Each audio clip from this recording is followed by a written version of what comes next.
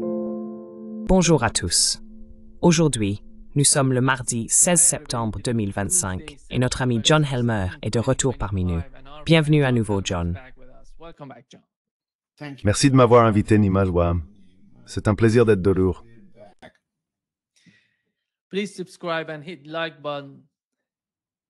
Veuillez vous abonner et cliquer sur le bouton j'aime pour nous aider à toucher un plus large public. John, que s'est-il passé aux États-Unis avec l'assassinat de Charlie Kirk? Et comment tout le monde a essayé de le présenter d'une manière qui leur serait bénéfique? Mais lorsque l'on regarde Charlie Kirk et le conflit entre les États-Unis et la Russie, vous avez évoqué quelque chose de différent de ce que nous avons vu jusqu'à présent. Qui était Charlie Kirk pour Donald Trump et quel était son rôle dans le conflit en cours entre les États-Unis et la Russie?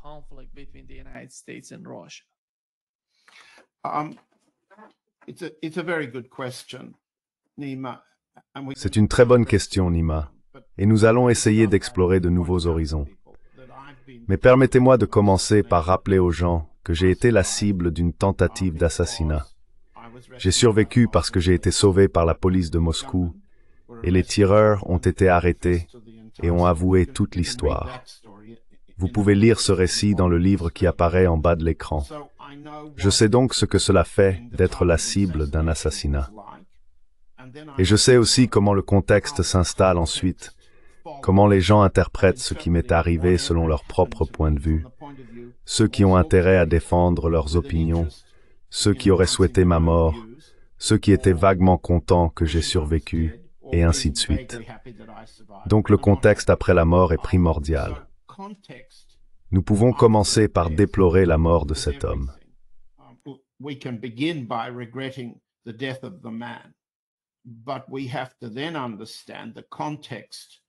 Mais il faut alors comprendre le contexte de l'emploi de cet homme. Il était un propagandiste rémunéré pour l'administration Trump, et il l'a affirmé à plusieurs reprises. En fait, l'une des rares constantes dans les prises de position régulières de Kirk et dans ses revirements, la seule cohérence possible est ce qu'il appelait son soutien à 100% à Donald Trump. Regardons donc le contexte aux États-Unis tel que je le comprends, à mesure que les preuves deviennent claires, puis le contexte en Russie, où il y a eu des réactions politiques inhabituelles à l'assassinat de Kirk, qui reflètent la politique du Kremlin. Et exactement comme vous venez de l'exprimer, la politique du Kremlin concernant les négociations avec Trump et la fin, ou le règlement, ou la poursuite de la guerre en Ukraine. Donc tout d'abord, examinons le contexte américain de ce que faisait Kirk et de la façon dont il est perçu.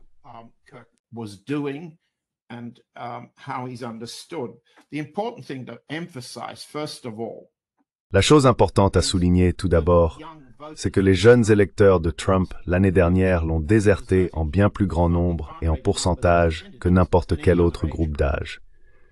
À la Maison-Blanche, on compte les voix en permanence et on est obsédé par le maintien et l'accroissement du pouvoir.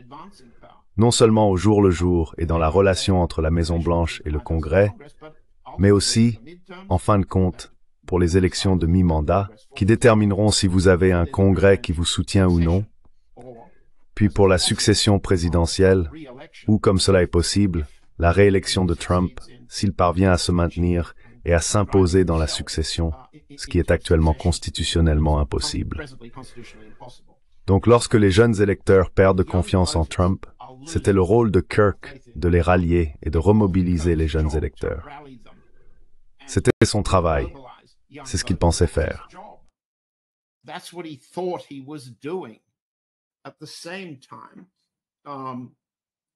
En même temps, il faut regarder la manière dont sa mort est amplifiée et célébrée par l'administrateur central de Trump, Stephen Miller, le chef de cabinet adjoint, qui supervise deux choses importantes. Premièrement, les réseaux sociaux produits par Trump, dont certains sont rédigés par Miller. On peut voir dans quel tweet Miller est impliqué. Deuxièmement, il supervise la militarisation, les opérations de la sécurité intérieure, qui visent principalement, d'abord, à renforcer la base électorale MAGA de tous âges, et ensuite à s'assurer que les centres de vote du Parti démocrate puissent être contrôlés par des moyens militaires et policiers. En d'autres termes, par la répression à l'approche de l'élection de l'année prochaine et peut-être jusqu'en 2028. La militarisation, c'est ce que Stephen Miller incarne dans le contexte national. Et laissez-moi vous lire ce qu'il a dit à propos de l'assassinat de Kirk.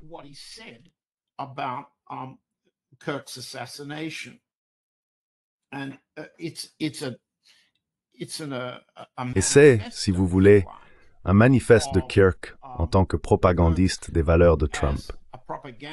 Il commence, voici le tweet de Stephen Miller du 11 septembre. Il y a une idéologie qui ne cesse de croître dans ce pays, je le lis, qui déteste tout ce qui est bon, juste et beau, et qui célèbre tout ce qui est déformé, tordu et dépravé. C'est une idéologie en guerre contre la famille et la nature. Elle est envieuse, malveillante et sans âme. C'est une idéologie qui regarde la famille parfaite avec une rage amère.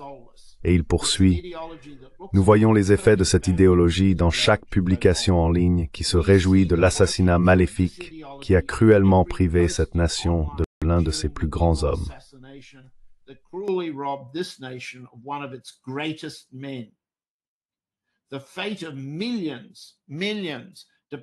Le sort de millions, dépend de la défaite de cette idéologie maléfique. L'avenir de nos enfants, de notre société, de notre civilisation en dépend. À présent, nous nous consacrons avec amour et détermination inébranlable à achever l'œuvre indispensable à laquelle Charlie a courageusement consacré sa vie. Cela rappelle deux choses. La première est la mobilisation de la base, en particulier des jeunes électeurs, pour une guerre. Il emploie ce terme, guerre, contre une idéologie maléfique. Il ne les appelle pas gauche radicale, ni démocrate, mais d'autres le font, y compris le président Trump lui-même. La dernière fois qu'une telle chose a été tentée dans le cadre d'une militarisation, une mobilisation intérieure contre une idéologie maléfique, c'était avec le chant Horst Wessel.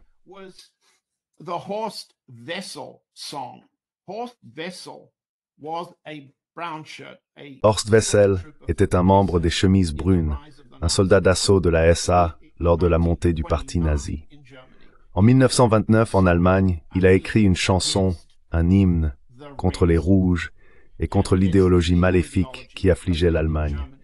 Il a été abattu et est finalement mort lors d'un différend concernant un loyer impayé en 1930. Et sa mort est devenue un événement célébré, notamment par Goebbels, comme une arme de propagande contre la gauche, contre l'idéologie maléfique qui consumait l'Allemagne. Et la chanson de Horst Wessel est devenue un hymne, d'abord du parti nazi, puis de l'Allemagne nazie, jusqu'à leur défaite en 1945. Ainsi, l'exploitation de la propagande par un propagandiste s'est déjà produite auparavant.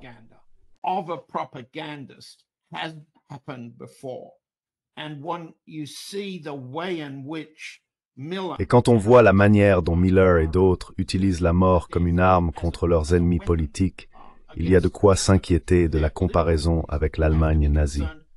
Il n'y a pas que Miller à la Maison-Blanche. Par exemple, Sebastian Gorka, un individu hongro-britannique-américain occupant un poste élevé au Conseil de sécurité nationale, un combattant déterminé contre la Russie, tout comme Miller, a salué le successeur de Kirk dans cette opération de propagande visant à maintenir les jeunes, disons entre 18 et 25 ou 30 ans, à voter pour Trump. Gorka a déclaré, et je regarde son tweet, « Bravo à Ben Shapiro ».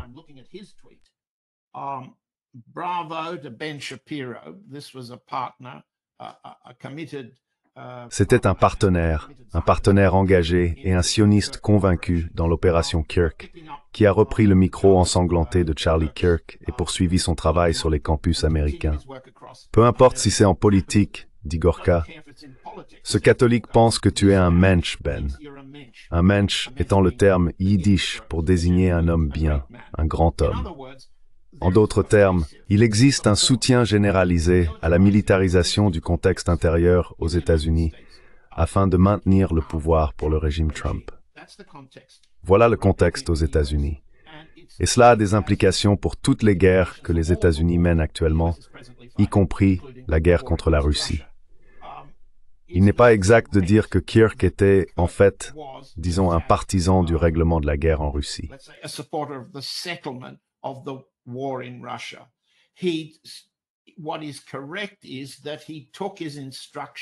Ce qui est exact, c'est qu'il recevait ses instructions de Miller et de Trump. Il suivait ce qu'il pensait être leur ligne directrice.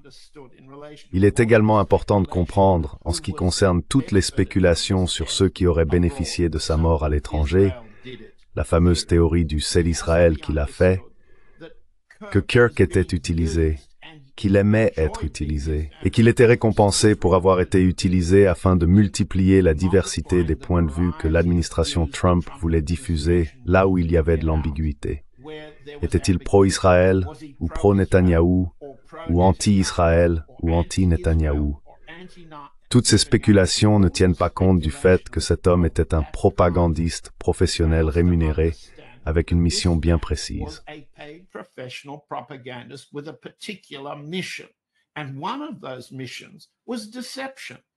Et l'une de ces missions était la tromperie, la désinformation, la diffusion de fausses informations, révéler des fragments de vérité qui pourraient ne pas être crus dans le contexte où vous les placez.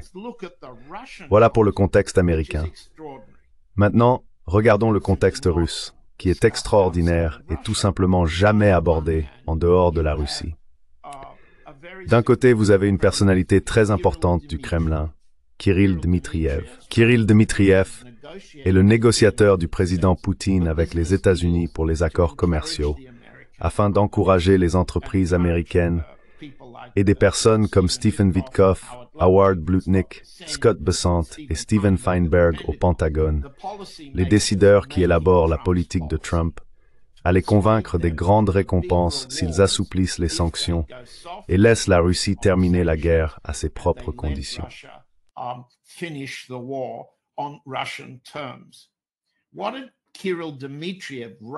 Qu'est-ce que Kirill Dmitriev s'est empressé de dire sur les réseaux sociaux? Priez pour Charlie, a-t-il déclaré. Priez pour Charlie. Les voix de la lumière ne seront pas réduites au silence. Maintenant, pourquoi un responsable du Kremlin tient-il de tels propos à propos d'un propagandiste rémunéré qui parfois prône une pression accrue sur Poutine et parfois suggère de fournir moins d'armes à l'Ukraine? Pourquoi dit-il cela? Il en a dit davantage, il l'a déclaré publiquement, donc il le fait à des fins politiques. Kirill Dmitriev affirme que ce décès a des implications importantes, non seulement aux États-Unis, mais aussi à l'étranger. Quel genre de message politique, dans quel contexte, cherche-t-il à faire passer?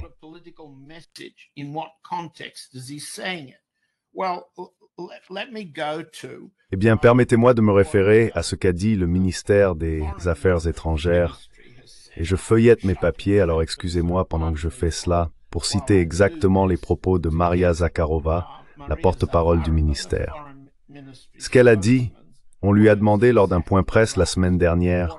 Hier, vous, Madame Zakharova, avez fait un commentaire sur l'assassinat de l'activiste conservateur Charlie Kirk. Avez-vous une mise à jour?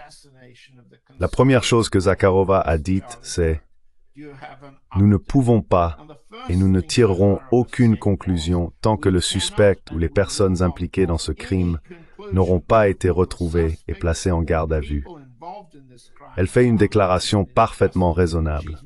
Nous ne savons pas vraiment ce qui s'est passé.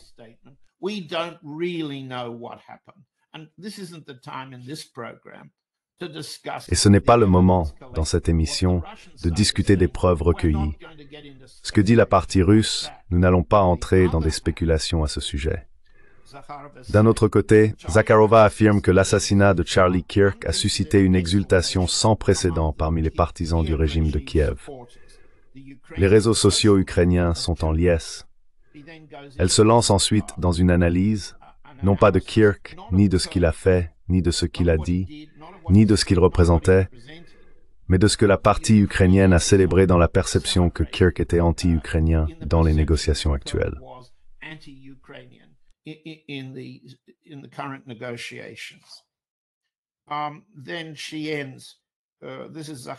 Ensuite, elle conclut, il s'agit de Zakharova, c'est le ministère des Affaires étrangères qui s'exprime officiellement, que la réaction à cette tragédie est devenue une nouvelle manifestation de ce qui est profondément enraciné dans l'Occident ultralibéral. La perception de la violence et du terrorisme comme des moyens acceptables pour réprimer la dissidence.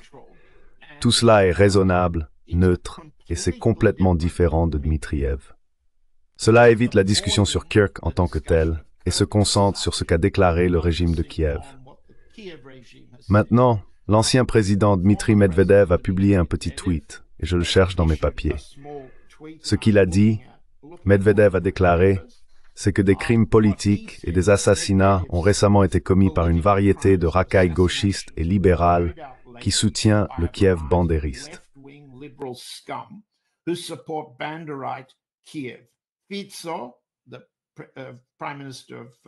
Fico, le Premier ministre de Slovaquie, Kirk, qui sera le prochain. Peut-être qu'il est temps pour l'équipe MAGA de réaliser qu'en soutenant l'Ukraine, ils soutiennent des meurtriers. C'est aussi relativement neutre par rapport au contexte que nous venons de décrire aux États-Unis, d'une manière que Dmitriev ne l'était pas. Ensuite, il y a des gens comme Pavel Durov, le propriétaire de Telegram, qui veut faire la publicité de Telegram et de lui-même. Il dit « Le meurtre de Charlie Kirk menace la liberté d'expression dans le monde entier. C'est une publicité pour Telegram, c'est une publicité pour Durov dans son conflit avec la France. Il veut se présenter, lui et le Telegram russe, comme des champions de la liberté d'expression. On peut débattre de la véracité de cette affirmation. Il fait sa propre promotion.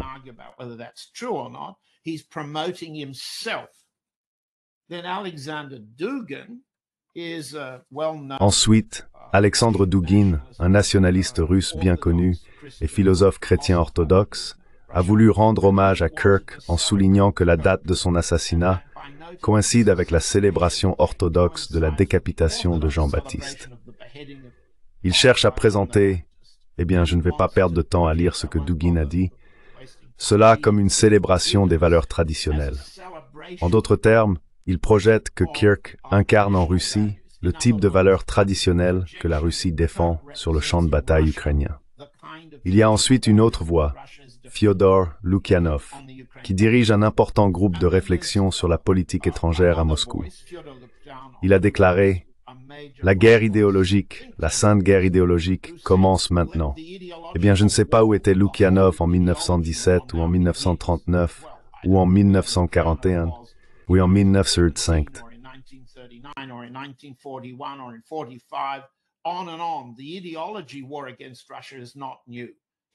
La guerre idéologique contre la Russie n'est pas nouvelle. Il est difficile de croire qu'il considère la mort de Kirk comme le début d'une guerre idéologique. Alors, que suis-je en train d'essayer de résumer?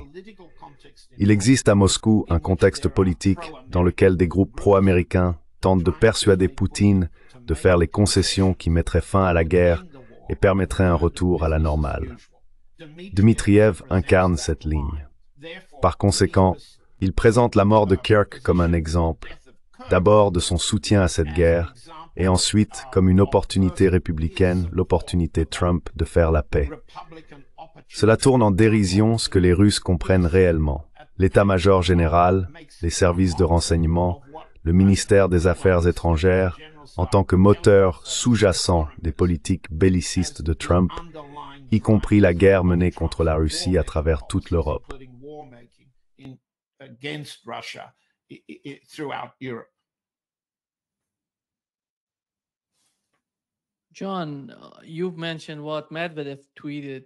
John, tu as mentionné ce que Medvedev a tweeté, et d'une certaine manière, je trouve incroyable qu'il associe Fico à Charlie Kirk. Parce que Fico est un président de gauche, il n'est pas de droite. Et pourtant, il affirme que la faute revient à la gauche, aux gauchistes libéraux qui veulent assassiner Fico. Aujourd'hui, quand tu regardes l'Europe, quand tu regardes les États-Unis, qui est de gauche, qui est de droite, John? Nous avons des définitions traditionnelles pour ces mots, mais cela ne veut plus rien dire aujourd'hui. On ne sait plus. Regarde l'Allemagne aujourd'hui.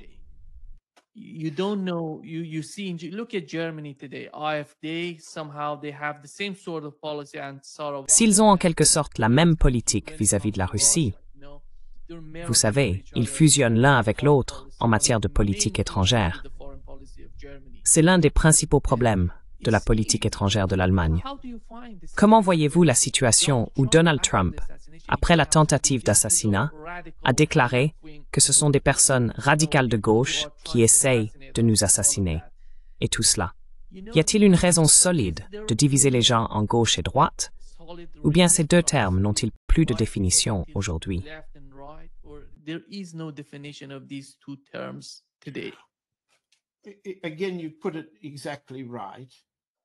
Encore une fois, vous avez parfaitement raison. Mais dans chaque pays que vous avez évoqué, dont nous venons de parler, la gauche et la droite signifient des choses différentes. En Grèce, où il y a eu une guerre civile, en Espagne, où il y a eu une guerre civile, la guerre civile grecque étant évidemment bien plus récente que celle d'Espagne. Au Portugal, où la dictature de Salazar n'a été renversée qu'en 1974 par un groupe de jeunes militaires de l'armée de terre et de l'armée de l'air. Chacun de ces pays, et bien sûr la France, où la distinction originelle entre droite et gauche est née pendant la Révolution française, dans chacun de ces pays, droite et gauche signifient des choses différentes, et elles ont une signification intérieure. J'ai été surpris, et les Russes pourraient aussi l'être, de voir Sktav Helkamort Reikhavtheist and Singe de matter gauche Lambert.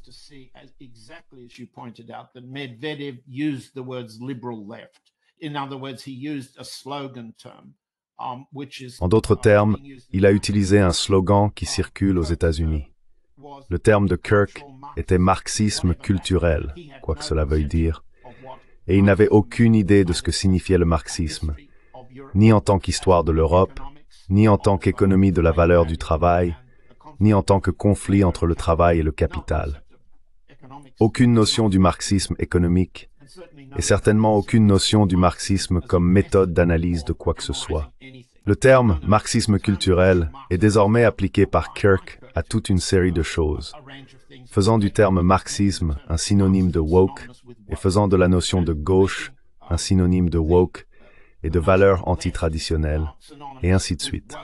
Donc la façon dont ces termes sont utilisés et lancés à tout va relève de la propagande visant à mobiliser la colère des gens.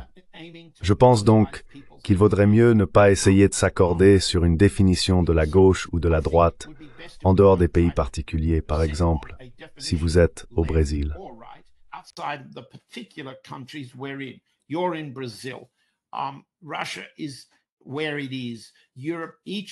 La Russie est là où elle est. Chacun des États européens a connu des conflits entre la gauche et la droite dans son histoire récente.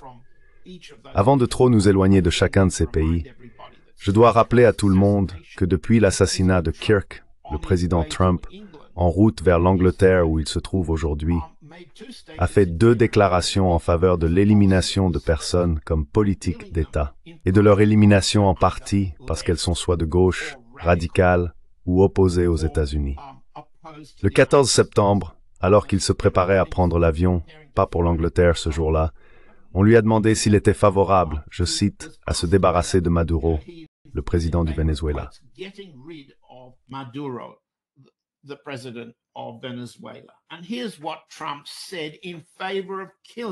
Et voici ce que Trump a dit en faveur de l'assassinat comme politique d'État.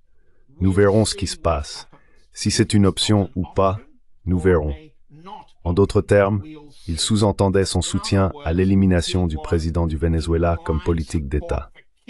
Ensuite, interrogé sur l'attaque au Qatar, qui visait à assassiner la direction du Hamas, Trump a déclaré « Eh bien, mon message est le suivant.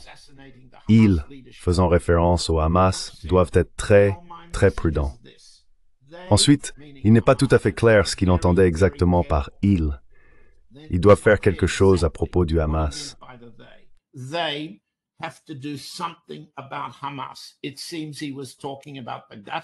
Il semble qu'il parlait des Qataris, des Israéliens et des opérations américaines qui faisaient partie de cette attaque. Mais le Qatar a été un grand allié des États-Unis. Beaucoup de gens ne le savent pas. J'ai dit à l'émir, que je considère comme une personne formidable, vous avez besoin d'une meilleure communication parce que vous ne maîtrisez pas vraiment la communication, et ainsi de suite. Donc Israël, je cite Trump et tout le monde, nous devons être prudents.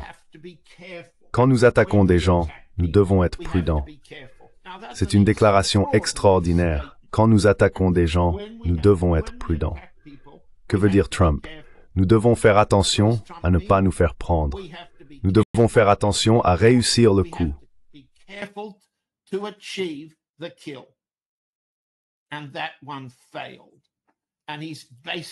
Et celle-là a échoué. Et il admet essentiellement, nous avons fait une erreur, les États-Unis et les Israéliens. Maintenant, la gauche-droite, radicale, woke, traditionnelle contre culture woke, ce sont des slogans dans une guerre de propagande dans laquelle Kurt était un propagandiste payé visant le jeune public aux États-Unis. Nous comprenons que gauche-droite continue d'être une étiquette appliquée aux Russes. D'un autre côté, vous venez de le citer, Medvedev dit « Oh non, nous ne sommes pas de gauche, plus maintenant. Pas nous. Nous ne sommes pas communistes. Nous ne sommes pas de gauche. Nous partageons vos valeurs aux États-Unis. Donc trouvons un accord. » Ainsi, les gens se lancent ces slogans avec une signification politique qui a une importance particulière dans chaque pays.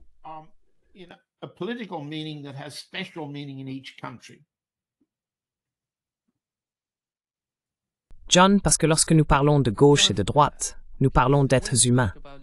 Oui, en général, je ne vois pas les choses en noir ou blanc.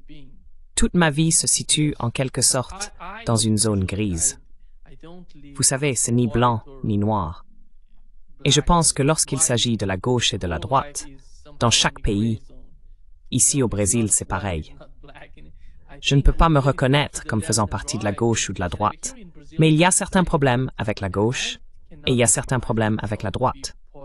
Nous sommes toujours au milieu, d'une certaine manière, dans une zone grise, à gérer les questions.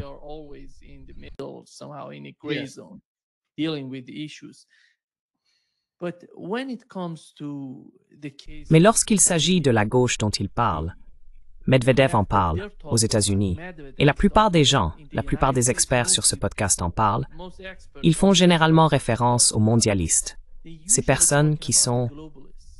Je ne comprends pas comment ils peuvent associer les mondialistes à la gauche, mais d'une certaine manière, dans leur esprit, il existe une sorte de lien entre les deux. Qu'en penses-tu? Parce que pour ma part, je ne vois pas cela. À mon avis, cela n'a pas de sens. Et ces mondialistes, d'une certaine façon, n'ont aucun parti. Ils ne sont ni de gauche, ni de droite. Ils sont quelque part au milieu. Ils utilisent la droite et la gauche pour atteindre leurs objectifs. Qu'en penses-tu?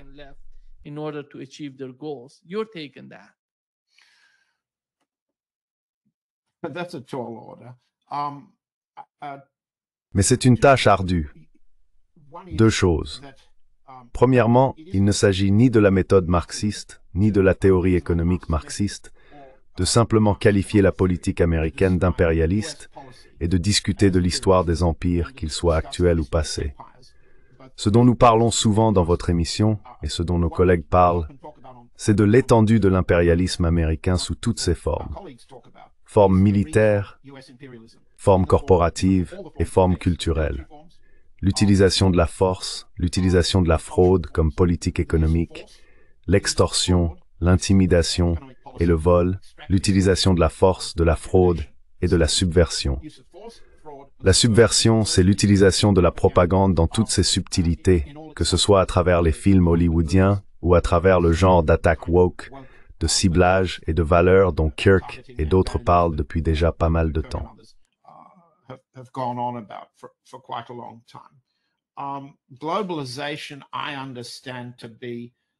La mondialisation, à mon sens, c'est de l'impérialisme économique. Et il y a des économistes talentueux, Michael Hudson et son collègue, j'ai un trou de mémoire, Richard Wolff. Oui, Richard Wolff, qui font un excellent travail d'analyse économique en réponse à votre question. Ma tâche ici est d'essayer de refléter la façon de penser russe. Et il est plutôt difficile de trouver la gauche en Russie en ce moment. Hier, pour ceux que cela intéresse, j'ai publié un article sur Dance with Bears, analysant le débat autour de la gouverneure de la Banque centrale, Elvira Nabiullina, et les politiques qu'elle incarne, et que le président Poutine continue de défendre presque chaque semaine. Gérer l'État avec un taux d'intérêt qui était de 21% et qui a été abaissé cette semaine à 17%.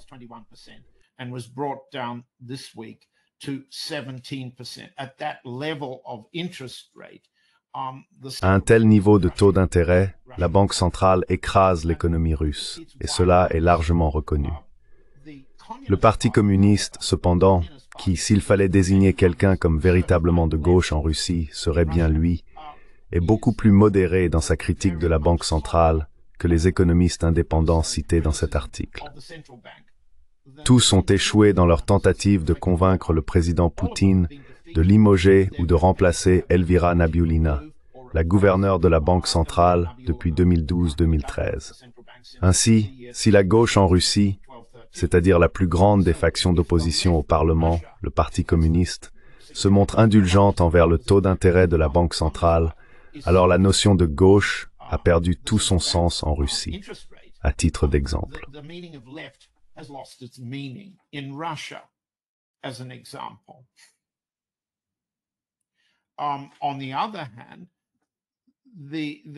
D'un autre côté, il ne manque pas de consensus en Russie sur la nécessité de faire face à l'impérialisme, à la guerre impérialiste contre la Russie, mais cela n'est pas souvent décrit dans les termes traditionnels de la gauche. On parle plutôt de haine de la Russie, de russophobie, de racisme, plutôt que d'un impérialisme cherchant à bloquer l'émergence d'une puissance économique résistante. Résistance en Europe, résistance à l'Empire britannique, résistance à l'Empire français, résistance à l'Empire allemand et aujourd'hui résistance à l'Empire américain. Ainsi, l'histoire de la gauche et de la droite en Russie depuis, disons, 1917 possède ses spécificités et ses particularités. Et c'est la meilleure explication que je puisse donner sur la perte de sens de ces notions. À mesure que l'on oublie l'histoire, à mesure que naissent des générations qui ne se souviennent même pas du régime du Parti communiste, la gauche et la droite ont perdu leur signification en Russie.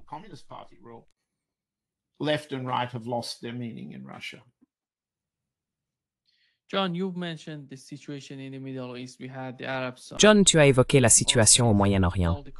Nous avons eu le sommet arabe et tous les pays se rassemblent. On voit la Syrie et l'Iran se rendre à Doha. Que s'est-il passé? Comment perçois-tu la gravité de ce qui s'est passé à Doha au Qatar? Le Qatar est différent. Ce n'est ni l'Iran, ni la Syrie, ni le Liban, ni même la Turquie. Même la Turquie, Erdogan attaquait au moins verbalement Israël, mais on n'a pas vu cela de la part du Qatar et de ses dirigeants. Et Israël les attaque. Donald Trump déclare qu'il n'y aura plus d'attaque. Et quelques heures plus tard, Netanyahou annonce « Nous allons attaquer encore et encore, jusqu'à atteindre notre cible et la frapper. » À ton avis, comment se sentent-ils?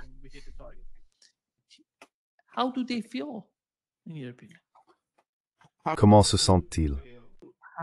L'Itazabst Qatari, le peuple.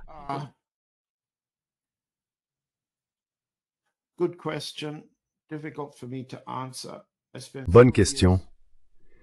Il m'est difficile d'y répondre. J'ai passé plusieurs années en tant que conseiller auprès du secrétaire général de la Ligue arabe. Je pense avoir eu, à une époque, une certaine connaissance de la politique interarabe, arabe, et nous avons écrit un livre sur la puissance américaine et la révolte arabe, qui est toujours disponible en tant qu'histoire de la destruction du nationalisme arabe laïque. Permettez-moi d'essayer de dire quelques mots. D'abord, à mon avis, les États-Unis ont été pleinement complices dans l'attaque contre la direction du Hamas. Je n'accepte pas les maigres preuves selon lesquelles des avions israéliens auraient tiré des missiles sur le bâtiment. Les experts à qui j'ai parlé disent qu'il n'y a eu que 2 ou 3 détonations éclairs dans les vidéos. Et les dégâts à l'avant du bâtiment ne correspondent pas à des missiles arrivant ou à des roquettes tirées depuis les airs, arrivant en diagonale ou à la verticale.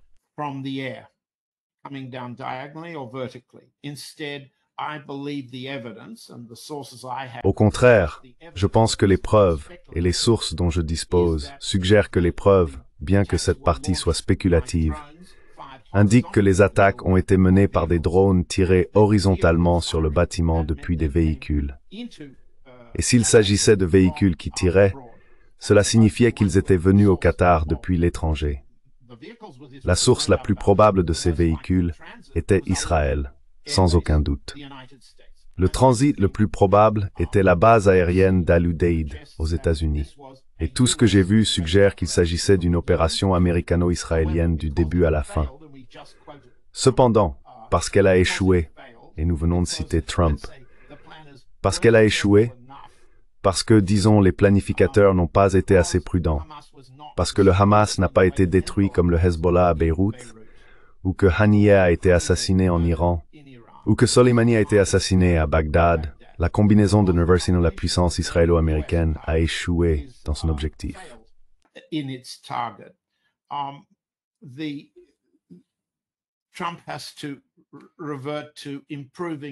Trump doit revenir à l'amélioration des relations publiques avec ses États, les Cheikhs, le Qatar, les Émirats arabes unis, l'Arabie saoudite, le Koweït, Bahreïn, qui ont traditionnellement été menacés par le nationalisme arabe laïque, mais qui ont dominé la Ligue arabe lorsqu'elle se réunit collectivement, sans entrer dans tous les conflits et rivalités interarabes.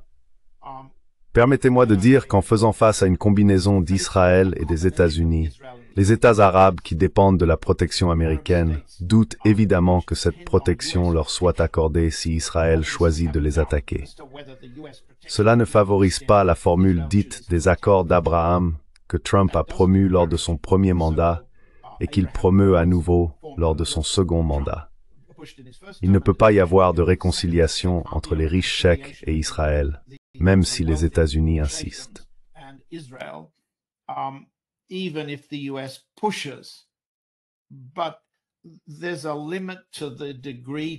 Mais il y a une limite à laquelle les Cheikhs peuvent s'émanciper de manière indépendante, et ces limites sont fixées en raison du conflit de longue date avec l'Iran. Ainsi, parce que les Cheikhs, parce que le nationalisme arabe est mort, aussi mort que Saddam Hussein, aussi mort que Muammar Kadhafi, il n'existe aucune force dans le monde arabe capable de résister à la fois aux États-Unis et à Israël, et la capacité des États arabes à faire la paix, une paix suffisante avec l'Iran, est très limitée, de sorte que cette menace particulière pour les dirigeants arabes reste dans leurs calculs moins importante que la menace venant d'Israël. Malheureusement, malgré tous les efforts, y compris ceux de la Russie et de la Chine pour améliorer les relations entre Arabes et Iraniens, la perception arabe demeure que l'Iran représente une menace plus grande pour la survie de leur régime qu'Israël. Après tout, est-ce qu'Israël a attaqué? Un Qatari a été tué lors de l'attaque, mais il ne s'agissait pas, les Qataris le comprennent, d'une attaque contre le Qatar. C'était une attaque contre les Palestiniens présents au Qatar.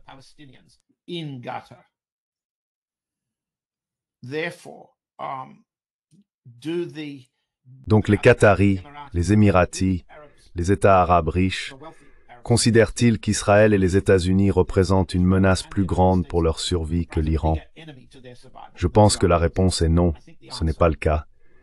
Tant qu'il n'y aura pas un rapprochement sérieux et fondamental entre l'Iran et les Arabes, la force dominante de la politique arabe telle qu'elle existe actuellement sera toujours de chercher la protection des États-Unis.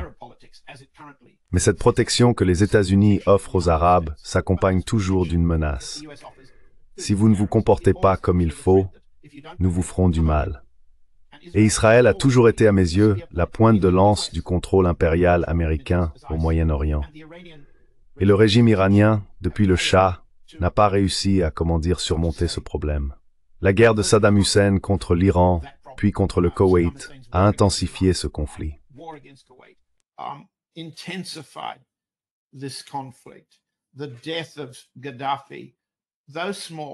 La mort de Kadhafi, bien que la Libye soit un petit pays, a éliminé une voie en faveur de l'unité arabe et de l'unification contre l'ennemi principal. Du point de vue de Kadhafi, cela a toujours été clair. D'abord les États-Unis, puis Israël. Et Israël a toujours été perçu par Kadhafi et par Nasser avant lui, Nasser d'Égypte, et dans une certaine mesure par Saddam Hussein d'Irak, et dans une certaine mesure par Hafez al-Assad de Syrie, comme l'arme, la pointe de lance de la menace américaine contre les Arabes, ce qui continue aujourd'hui. Je ne vois donc pas la réaction des Qataris, et je ne peux pas m'attendre à ce qu'une combinaison de la Ligue arabe change cela. Le seul État arabe, ou groupe arabe, qui a résolu le conflit avec l'Iran et s'est concentré contre les États-Unis et Israël, ce sont les Yéménites, les Houthis.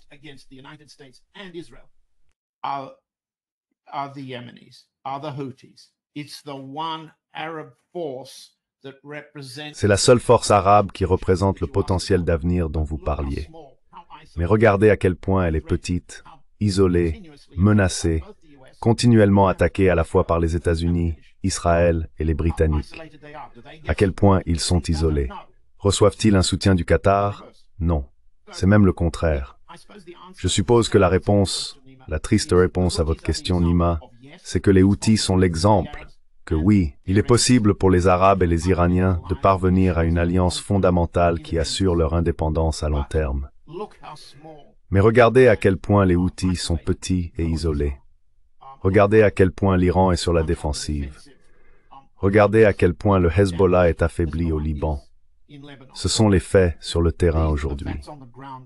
Et l'attaque contre le Qatar est plus intéressante en tant qu'échec du pouvoir américain et israélien qu'en tant qu'exemple d'un changement futur dans l'alliance arabo-iranienne.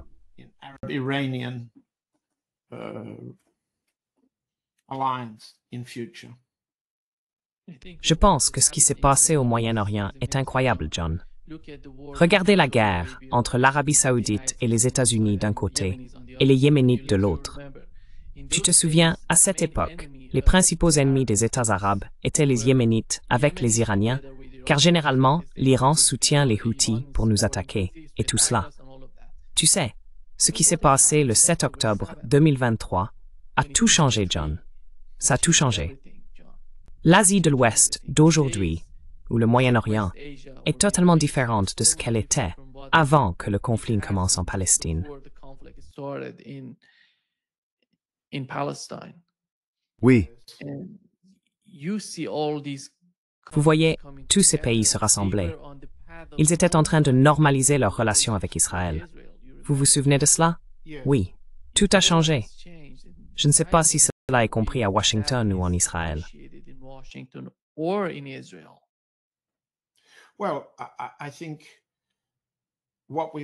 eh bien je pense que ce que nous avons observé dans la transformation en Israël, c'est que pour la première fois, Israël et toute sa diaspora juive croient qu'ils peuvent liquider les Arabes. Liquider non seulement la direction. L'assassinat de dirigeants arabes, ou de soi-disant terroristes comme les appelleraient les Israéliens, a été la politique israélienne, américaine, française et britannique depuis plus d'un siècle. Cependant, liquider tous les Arabes d'un territoire n'était pas la politique israélienne, une politique active, jusqu'à présent. Et pendant que nous parlons comme notre public le comprend, l'armée israélienne entre dans la ville de Gaza.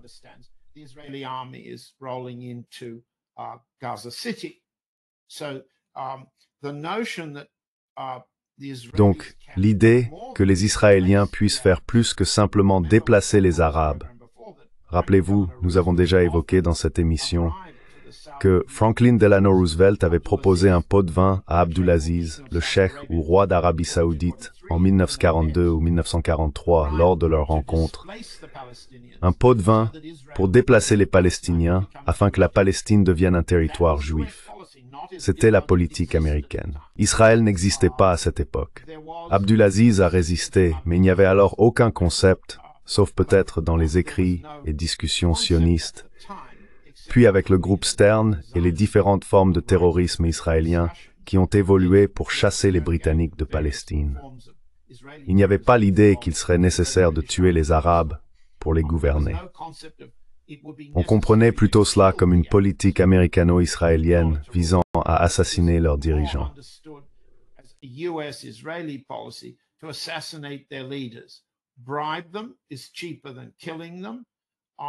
Les soudoyer coûtent moins cher que de les tuer. Mais au final, là où nous en sommes aujourd'hui, c'est que ceux qui ont été assassinés sont des Syriens. Nous pouvons en voir les résultats. Un Irak partitionné et brisé, une Syrie partitionnée et brisée, un Liban partitionné et brisé. Dois-je continuer encore et encore alors que seuls les Yéménites résistent et démontrent une capacité à résister indéfiniment et à infliger à Israël un coup qu'Israël, sur le long terme, dans une guerre longue, ne peut pas se permettre, ne peut pas supporter? Parce qu'au final, cela dépendrait de notre financement, et cela aussi finira par s'épuiser. Donc je pense que tu as raison, Nima. Nous avons dépassé le seuil de la politique américano-israélienne de remplacement des dirigeants arabes afin que ceux qui restent soient soumis et servent les politiques américaines, offrent des cadeaux. Désormais, la corruption va dans l'autre sens. N'est-ce pas? The bribery goes in the other direction now, right? Qatar provides a $400 million airplane. Le Qatar offre un avion de 400 millions de dollars en cadeau au président Trump, en comparaison avec le pot de vin que Franklin Roosevelt avait proposé à Abdulaziz, un DC-3 Dakota, si je me souviens bien, qui devait être le premier avion que l'Arabie saoudite ait jamais possédé, à partir de 1943. En réalité, Abdulaziz a refusé ce cadeau. Trump, lui, l'a accepté. Le symbole ici devrait être clair pour notre public. Les Arabes payent pour une protection contre une combinaison d'Israël qu'ils pensent que les États-Unis peuvent contrôler, et de l'Iran que ces Arabes espèrent voir les États-Unis punir, sanctionner et affaiblir.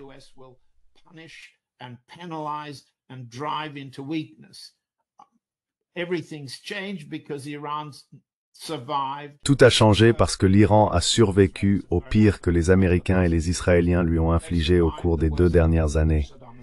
Ils ont survécu au pire que Saddam Hussein leur a infligé. Ils sont bien plus résilients. Et vous le savez mieux que moi. C'est donc un changement fondamental. L'Iran a prouvé sa résilience. Les Arabes ne l'ont pas fait, à l'exception des Houthis, à l'exception du Yémen. La position de la Russie a toujours été et continue d'être de trouver des compromis entre les États arabes faibles, les États arabes forts et l'Iran. Elle a toujours été intégrationniste.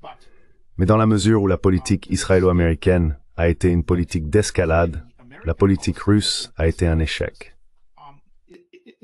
Russian policies been a failure.